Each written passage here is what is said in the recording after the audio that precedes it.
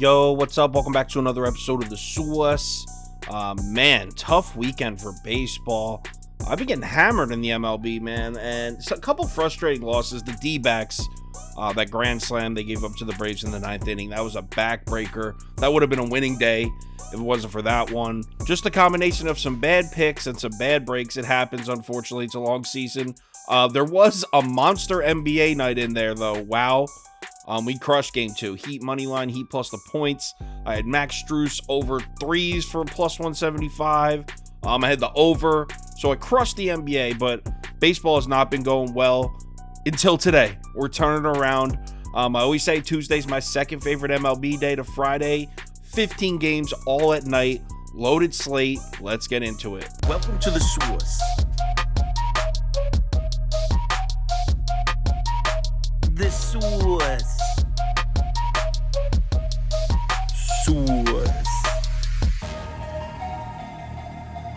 Hey, get the Sauce. Twins at Rays. Louis Varland pitching against Zach Eflin.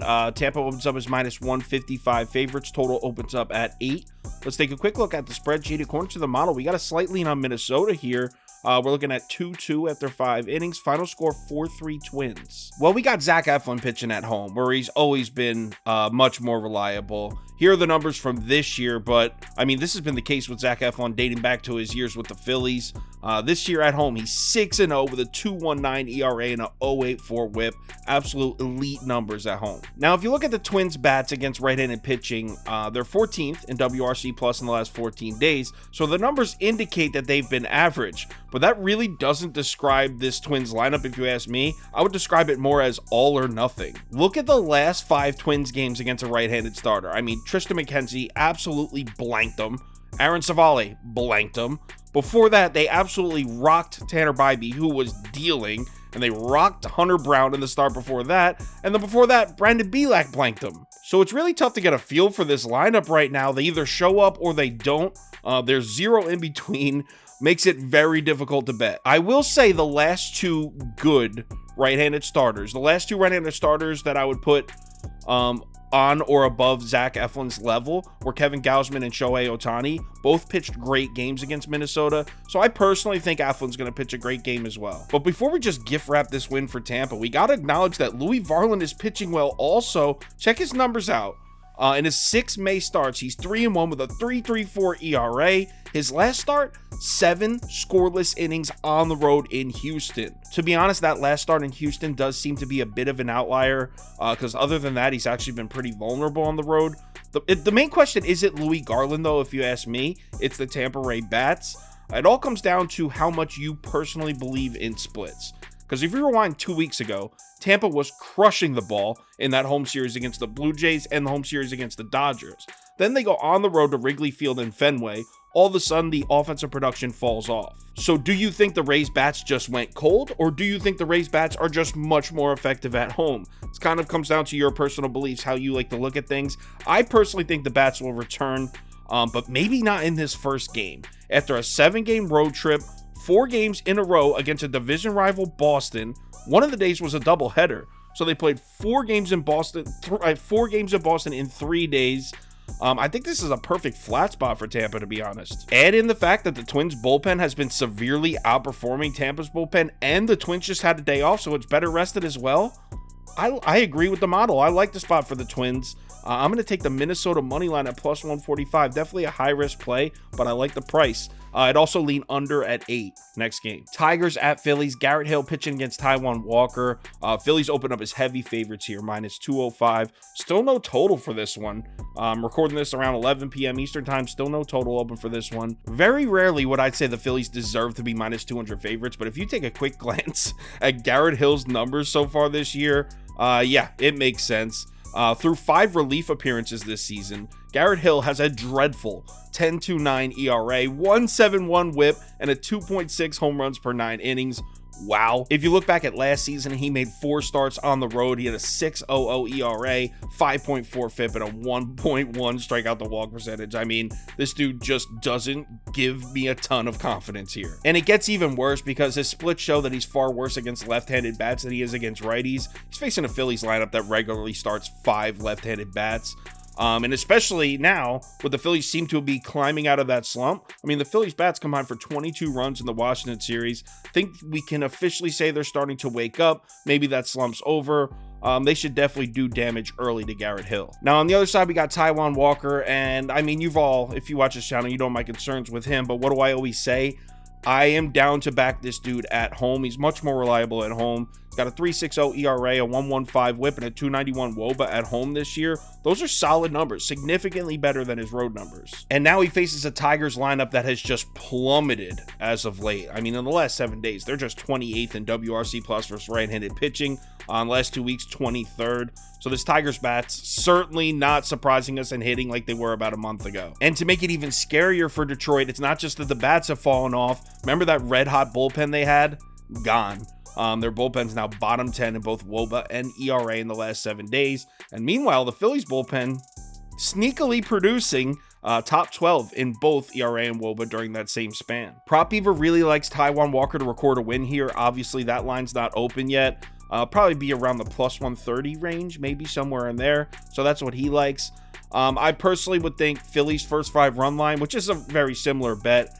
That's probably where I'll look in this one. But like I said, this line's only open on 1 or 2 books right now. We don't even have a total. So I'll give a pick out for this one on the live show tomorrow at 4 p.m. Eastern time. Next game. Royals at Marlins. Zach Greinke pitching against Jesus Luzardo. Marlins open up as pretty solid favorites here, minus 170. Total opens up at 7.5. Let's take a quick look at the spreadsheet. According to the model, we're looking at a 3-3 tie after 5 innings. Final score 5-4 Marlins. So what's going on with Zach Greinke here? Is he back to peak form somehow at 49 years old, or however the hell old he is? I mean, if you look at his season-long numbers, you really wouldn't notice it. But let's specifically isolate his last 5 starts, the 5 starts he made in May. He's posting a 2.30 ERA, an 0.83 whip, and a 2.30 WOBA. These are solid numbers. That's wildly impressive. And what's even more impressive is his last 3 road starts. If you've been on baseball the last 2 years, you know you always fade Zach Greinke on the road. That hasn't been the case. In his last 3 road starts, Greinke's got the same 2.30 ERA and 0.70 whip. What? Greinke on the road, 0.70 whip and a 24.1 strikeout to walk percentage. Not only is the guy limiting base runners, but he's even striking guys out. Who is this Zach Greinke? But of course, we have to ask the dreaded question, against who? I mean, who did he face in these 3 road starts? And it kind of makes sense when you see Brewers, White Sox, Cardinals. White Sox and Brewers are bottom 4 lineups in the league against right-handed pitching and have been this whole season. Meanwhile, the Cardinals are just 20th in WRC plus versus right-handed pitching over the last 14 days. So yeah, congrats on your 3 good home starts, Zach Greinke, but we need to take him with a little bit of a grain of salt. Now he faces a Marlins lineup that's surging right now against right-handed pitching. You wouldn't know this, but they're 2nd in WRC plus over the last 2 weeks. The Marlins lineup is hitting righty, something that's very uncharacteristic dating back to last season. The last 3 righty starters to face Miami, I mean, yes, they were all in the Oakland series, but still, all 3 starters combined for 8 innings pitched, 14.60 ERA, a 2.62 whip, and a 2.3 home runs per 9. They were smashing those righties. Again, it's Oakland, but still, that's impressive. I'm thinking this is a good spot where we see Zach Greinke regress to the Zach Greinke we've known over the last 2 or 3 years, the one who struggles to make outs on the road. On the other side, we got Jesus Luzardo pitching, and this guy's simply inconsistent. One day he's throwing 6 scoreless innings in Arizona, and the next he's getting shelled at home by a Padres lineup that doesn't even hit lefties. Tough to really get a gauge there. But there is something trending upwards for Luzardo, and that's the strikeout numbers. Over the last 4 games, he struck out 7+ guys in each, averaging 7.5 strikeouts per start. In his first 8 starts of the season, he hit 7 strikeouts just once. He was averaging just 6 strikeouts per game. Now he faces a Kansas City lineup that owns a 26.5% strikeout rate against lefties over the last 30 days. That's through the first 5 innings. 3rd worst in baseball. Get this, 7 of the last 8 left-handed starters to face the Kansas City Royals went over their strikeout totals, and I think Jesus Luzardo joins the club here. I expect this total to be at 6.5, in which case I will definitely take the over.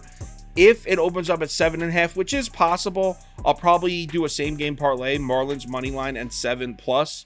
We'll have to see what the line, where the line opens up, and I'll let you know on the live show with that. As far as other bets in this game, maybe Kansas City team total under, but I think the Marlins just win the game, so I'll probably end up pairing the Marlins money line with another team for a 2-leg parlay on the live show. I'll have to wait and see. We need more lines to open for that.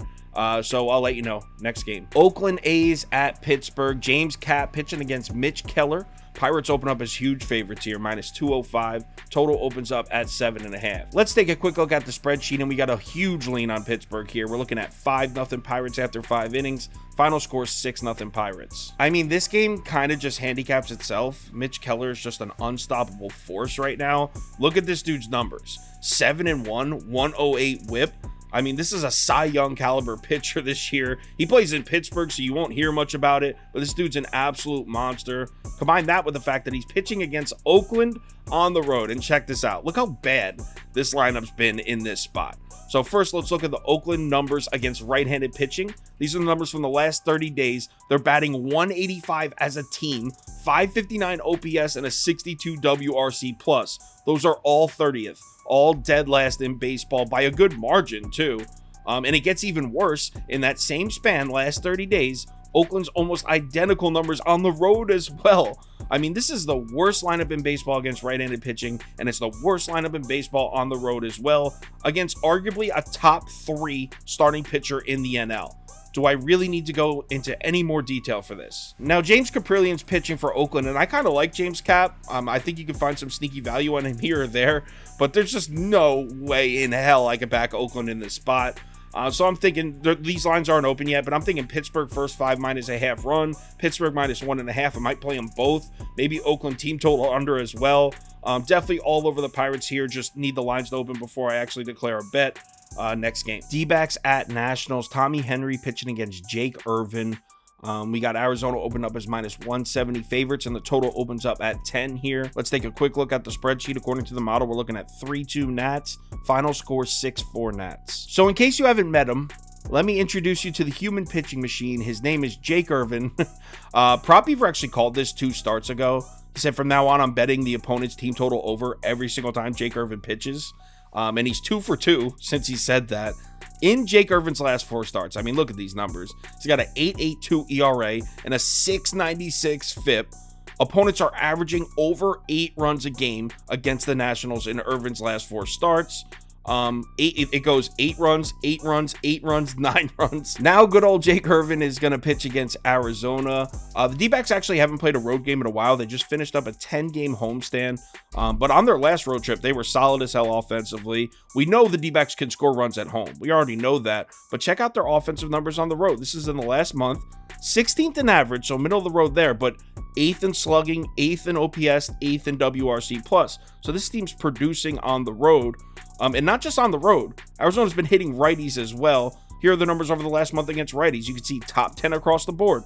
Average, slugging percentage, OPS, WRC+. Basically, I just don't see any reason why the Jake Irvin getting shelled trend should stop here. To me, the more important question is on the other side with Tommy Henry pitching for the D-backs, and I know his numbers on the season look pretty solid, but look at his home and road splits here. I mean, we're talking about a serious drop-off. 2.49 ERA at home to a 5.74 ERA on the road. And the Nats offense has been producing consistently against both righties and lefties, but look at their numbers specifically against lefties over the last 30 days. We're talking top 11 in all 4 major offensive categories. As much as I think Arizona will smack Irvin around, I think it's also safe to say that Tommy Henry's in a tough spot himself. Now, one thing I will say is the Washington Nationals bullpen seems to have completely fallen off a cliff. They're dead last in WOBA allowed over the last 14 days. So I definitely would lean Arizona, but with Tommy Henry in this spot, I really don't want to lay the minus 150 juice. I really don't want to lay the 1.5 runs either.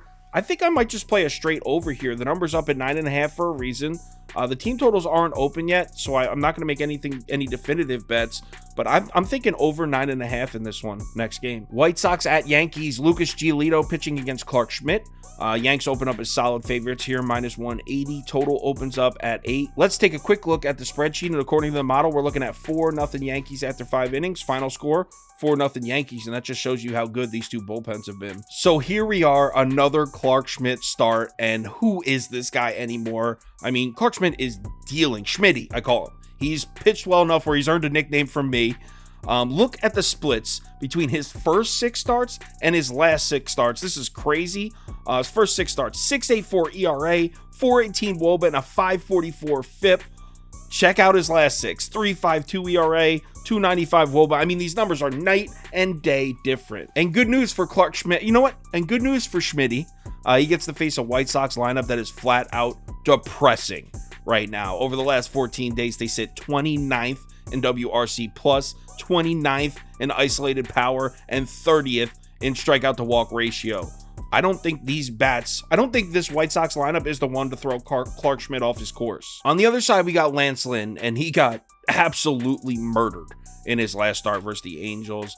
I know a lot of people are going to rush to fade Lance Lynn, not only because it's the Yankees, but also, I mean, his season-long 6.55 ERA and 151 WHIP certainly doesn't help either.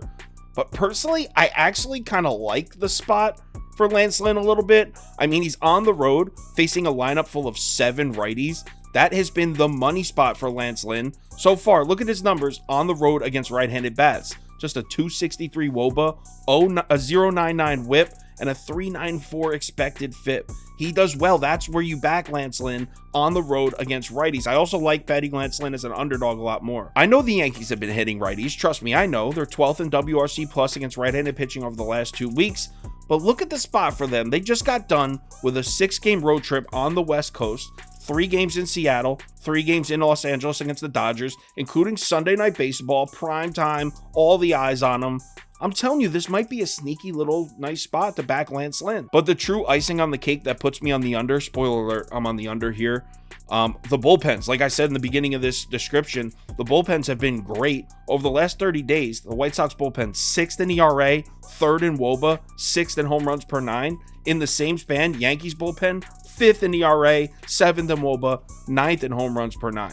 So both of these bullpens top 10 in basically all the important categories in the last 30 days. So with with Schmitty dealing against a terrible White Sox lineup and Lance Lynn in a good spot for him against a Yankees lineup that's in a bit of a flat spot and 2 red-hot bullpens, I'm playing the under. Give me the under at 8.5 next game. Astros at Blue Jays. Hunter Brown pitching against Kevin Gausman.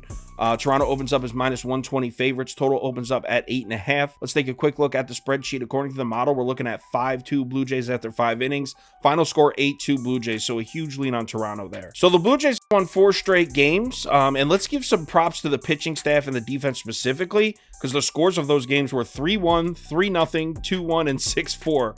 So I still don't know how much I trust their bats, but still, props to the Blue Jays, 4-game winning streak. That being said, even though I may not completely trust the Toronto lineup right now, I don't know how much faith I have in Hunter Brown right now either. I mean, he started off the season looking pretty solid. Not so much lately. Hunter Brown made 6 starts in the month of May. 2 of those starts were against Oakland. Look at his numbers in the other 4 starts in May. So these are Hunter Brown's 4 starts in May against teams not named Oakland. And these starts were against the Twins, the White Sox, the Angels, and the Giants. So it's not like he's pitching against the Yankees and the Dodgers here. These are bad numbers. So yeah, I definitely have doubts about the Toronto bats, but I definitely like them to scrape a few runs across here at home against Hunter Brown, who I really don't trust at all. Kevin Gausman on the road for Toronto, definitely a reliable guy to put your money on right now. In his last 5 starts, he's 2-0 with a 1.36 ERA and a 1.03 WHIP. Guy's been absolutely dominant. I know the Astros lineup is scary, especially against right-handed pitching, but I really do trust Kevin Gausman. I tried fading him a couple times this year, didn't work out. I've learned my lesson, and I really think Hunter Brown has been exposed. Add in the fact that Toronto's bullpen is 3rd in WOBA over the last 14 days, and Houston's bullpen all the way back at 26th. I'm definitely taking the Blue Jays here. Not going to lie, I hate the price. -135, -140 sucks. But the price is set there for a reason. They know the public's going to come in pretty heavy on the Astros at this big plus money price tag. So I don't know if I'm going to take the money line or if I'm going to take Toronto team total over, but definitely on the Blue Jays. Just want to see what the line does first. I'll let you know on the live show at 4 p.m. Eastern time next game. Dodgers at Reds. Tony Gonsolin pitching against Luke Weaver. Dodgers open up as heavy favorites here, as you would expect, minus 240. Total opens up at 10. Let's take a quick look at the spreadsheet. According to the model, we're looking at 5-1 Dodgers. Final score 7-3 Dodgers. What do you know? Heavy lean on LA there. Look, I'm not going to overthink this one. Tony Gonsolin's an absolute madman. I mean, have you seen this dude's numbers recently? Look at the numbers from his last 5 starts. This is just insane. A 1.30 ERA, a 125 OBA. Opponents are hitting just 125 off Tony Gonsolin in his last 5 starts. That's not specific splits. That's not just lefties or righties or just on the road or at home. His last 5 starts combined, opponents are batting 125 off him. An 0.72 whip. These are practical joke numbers. And the Reds bats, yeah, they were hot. We cashed a bunch of plus money tickets on them. It was definitely fun, but that ride is over. Cincinnati's fallen to 22nd in WRC plus versus right-handed pitching over the last week, and they failed to do anything against a very bad Milwaukee Brewers bullpen. Now, Luke Weaver's pitching, and I gotta admit, Luke Weaver definitely looks better recently, but I mean, against the Dodgers lineup, and Luke Weaver's sitting with, look at his home numbers, 5.64 ERA and a 3.70 WOBA. Do you really feel comfortable backing this guy against the Dodgers? Of course not. Neither do I. Again, not overthinking this one. Just give me the Dodgers minus 1.5 at minus 110. I got that on bet 365. Next game, Red Sox at Guardians. James Paxton pitching against Shane Bieber. Cleveland opens up as minus 120 favorites. Total opens up at 8. Let's take a quick look at the spreadsheet, and we got a slight lean on Cleveland here. 4-3 Guardians after 5 innings. Final score 5-3 Guardians. This is definitely a tough one for me to get a read on. I don't want to touch with a 10-foot pole the Boston Red Sox slumping lineup right now. I don't want to touch it, but I also don't want to fade James Paxton. He's been pitching pretty well, and he's a lefty pitching against Cleveland.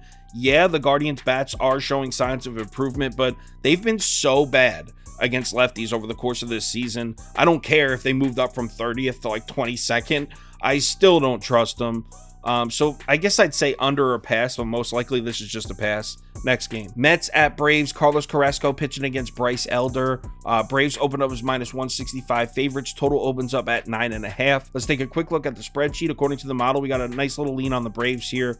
3-1 Atlanta after 5 innings. Final score 5-2 Atlanta. So if you rewind just 5 or 6 days ago, it was looking like the Mets bats were heating up, right? And the Braves were ice cold. Oh, how quickly trends change in Major League Baseball. I mean, because we're looking at the numbers against right-handed pitching for the last 14 days. Mets are 22nd in WRC+, 17th in isolated power, 23rd in average, while the Braves, 8th in WRC+, 2nd in isolated power, and 7th in average. Braves just finished up their road trip with 2 big wins over the D-backs, combining for 13 runs. The Mets capped off their homestand by being swept by the Blue Jays, where they scored just 5 runs the entire series. These bats are heading in serious opposite directions. And it certainly doesn't help that the Braves have a significant starting pitching advantage here. We keep waiting for Bryce Elder's numbers to regress to the mean. Every time we see a Bryce Elder start, we're like, oh, is this going to be the one where he comes back to earth? He can't keep pitching this well. And he continues to keep pitching that well. I mean, the Braves have taken advantage of it too. They're 8-3 in Bryce Elder's 11 starts on the season. On the other side is Carlos Carrasco, and, you know, props to Cookie. He had a great start. Actually, his last 2 starts were good, combining for 12 2/3 inning of 2-run baseball against the Cubs and Phillies. But one, it was against the Cubs and Phillies. Cubs are terrible against right-handed pitching. They have been for a while, and the Phillies bats were dead. They seem to have woken up in the Nats series that just passed, but they certainly were dead last week. The Braves bats look like the opposite. They seem to be just heating up. They combined for 20 base runners and 6 runs off Gallen and Nelson. And check this out. Want to know how Carlos Carrasco looked in his last 2 trips to Atlanta? They were disasters. He 0-2, 10.29 ERA, 2.00 whip, and a 5.1 home runs per 9 innings. 5.1. I'm going back to the old reliable here. If you look at the season numbers on this, the Braves are 37-22 to the first 5 run line on the season. That's a plus 15.12% return on investment if you've bet it every single game. Meanwhile, the Mets, first 5 run line, 27-32 with a minus 15.58% return on investment. So yeah, going back to old reliable, Atlanta first 5 minus a half a run. It's at minus 115. Also probably be looking for either a Braves double result, or I'll probably use the Braves money line in a parlay somewhere. I'll let you know on the live show what I decide to do with that, but definitely going to play the Braves on the first 5-run line for sure next game. Baltimore at Milwaukee. Kyle Gibson pitching against Freddie Peralta. Baltimore opens up as very slight favorites here, -115. Total opens up at 8.5. Let's take a quick look at the spreadsheet, and we're looking at 3-0 Orioles after 5 innings. Final score 4-1 O's. So the starting pitchers in this one, these numbers are just crazy. How are we supposed to get a read on this? Check this out. So we'll start with Kyle Gibson. So let's look at his numbers from his last 2 road starts. This was at Toronto and at Yankee Stadium. 2 huge division road starts here. He absolutely dealt. 14 innings pitched, just 1 earned run, a 156 opponent batting average allowed. He was dealing. Now look at his 2 road starts before those. 9 earned runs on just 11 innings pitched, giving up base runners at nearly double the rate. How could we possibly make a prediction with that kind of variance over 4 starts? Well, if we take a look at Kyle Gibson's career numbers against Milwaukee, it might give us a little bit of an idea here. The Brewers bats lifetime are just 9 of 43 off Gibson. That's a 209 average, just a 233 slugging percentage, and a 493 OPS. So these current Milwaukee Brewers bats haven't done shit against Kyle Gibson. Now, to be fair, Gibson's pitched for so many teams over the years, so it's really, who knows where those 43 at-bats accumulated over the years. So I don't know how much weight I put into those numbers, but it's definitely interesting to look at. Now on the other side, speaking of starting pitcher variance here, let's talk about Freddie Peralta for a second, and holy shit, this season has been the tale of 2 Freddies. Freddie Peralta through his first 7 starts, right? 1.2 whip, 3.32 ERA, and a 3.41 FIP. It's off to a solid start. Starting the season off solid. But the wheels have fallen off the wagon for this man. In his last 4 starts, 7.32 ERA, 1.83 whip, and a 7.56 FIP. I mean, this dude is struggling. I know if you look at the overall team stats, it may appear that the Orioles bats have been slumping a bit. I mean, they're just 21st against right-handed pitching in the last 14 days, but it's really the bullpens they've been struggling against mostly. If you look at the last handful of righty starters to face Baltimore, they scored 5 runs on DeSclafani, they scored 3 on Logan Webb, they scored 7 on Shane Bieber, they scored 8 on Cal Quantrill. I almost don't care what the overall team OPS is for the last 2 weeks, because, I mean, I'm looking at the game logs here. They're crushing righty starters, at least in the last week. The way Freddie Peralta's been struggling, combined with the Baltimore bats, I don't see how they're giving us a +110 price tag with Baltimore.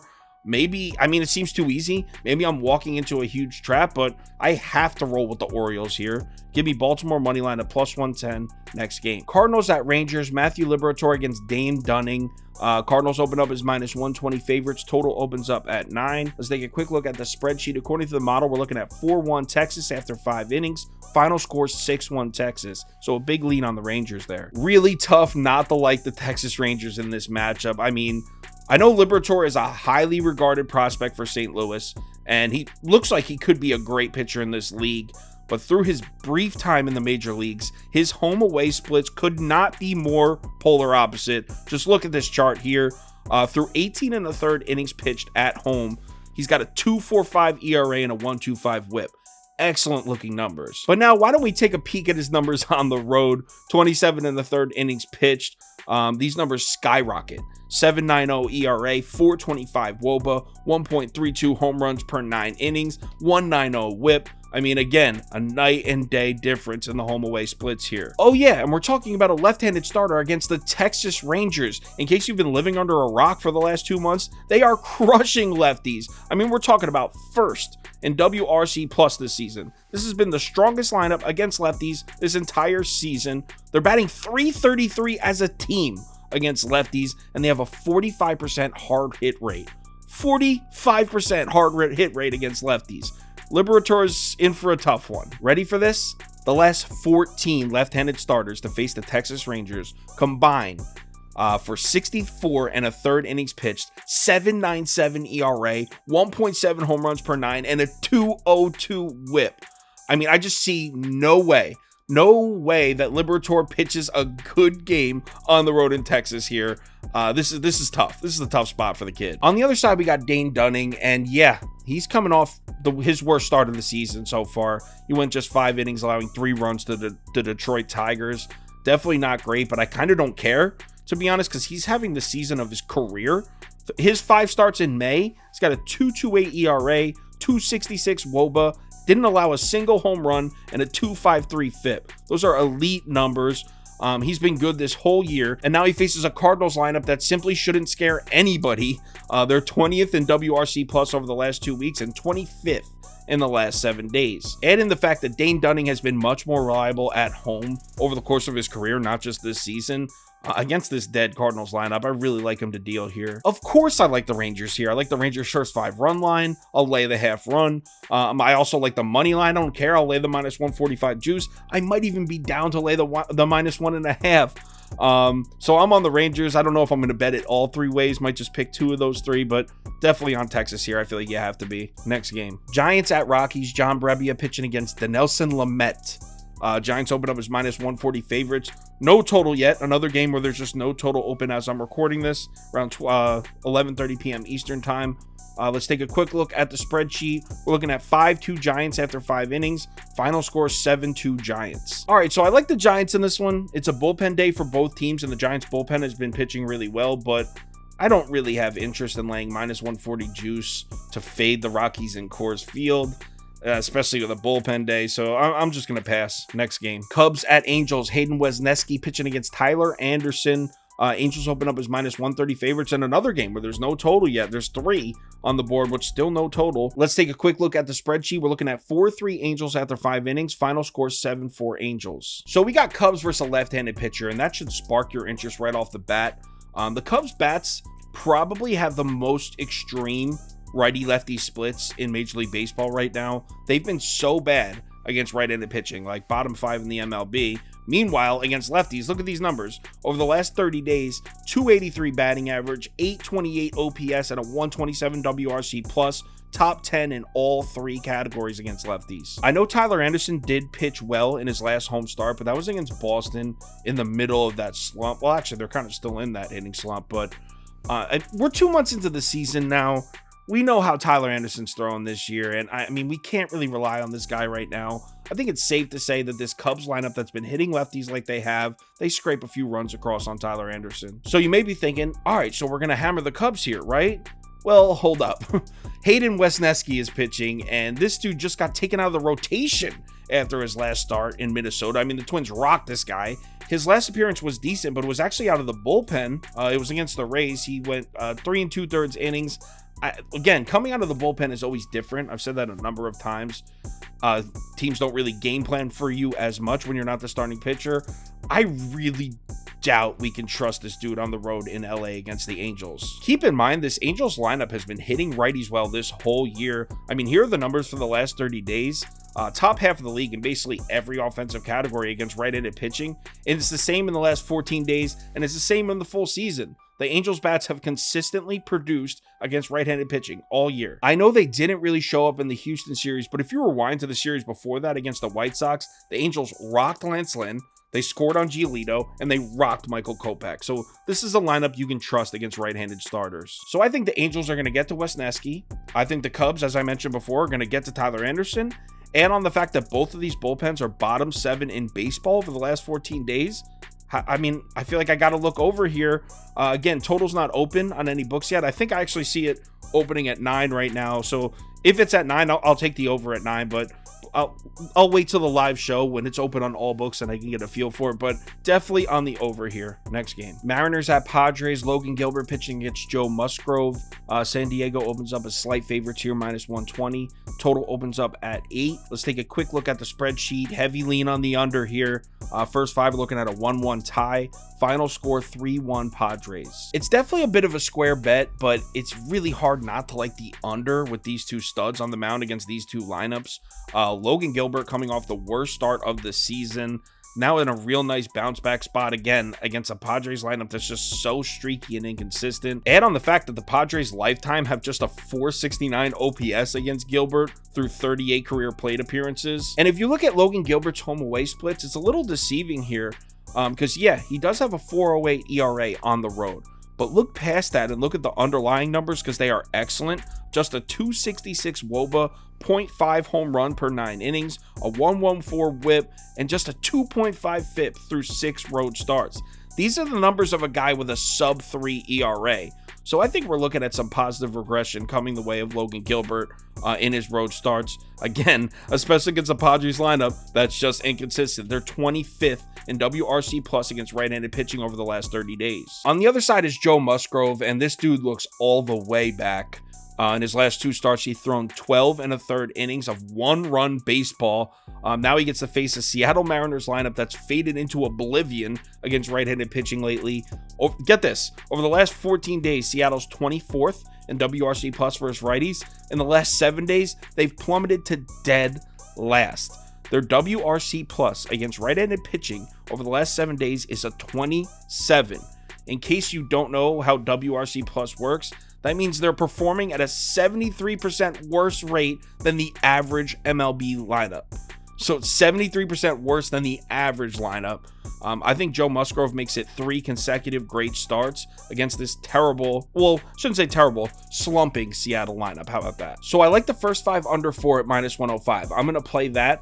I'm also betting a side in this one because I didn't mention before, the Padres have a massive bullpen advantage in this one. Look at this. Over the last 2 weeks, Seattle's bullpen, 28th in ERA, 27th in WOBA, 26th in FIP. During that same span, last 14 days, San Diego, 5th in ERA, 5th in WOBA, 4th in FIP. So I'm going to lay the juice. I think Padres may also have the slight edge with the bats. Actually, not may also. They do. I just don't fully trust them, but they have a huge bullpen edge. I like Musgrove. So give me the first 5 under 4. Give me the Padres money line at -130. If anything changes with any of these bets, I will let you know on Twitter. So give me a follow there if you're interested. Like I previously mentioned, live show where we go through all 15 games. We'll go through the line movement. I have Toast coming on as a guest. Prop Beaver will be on. So we'll throw some props in there.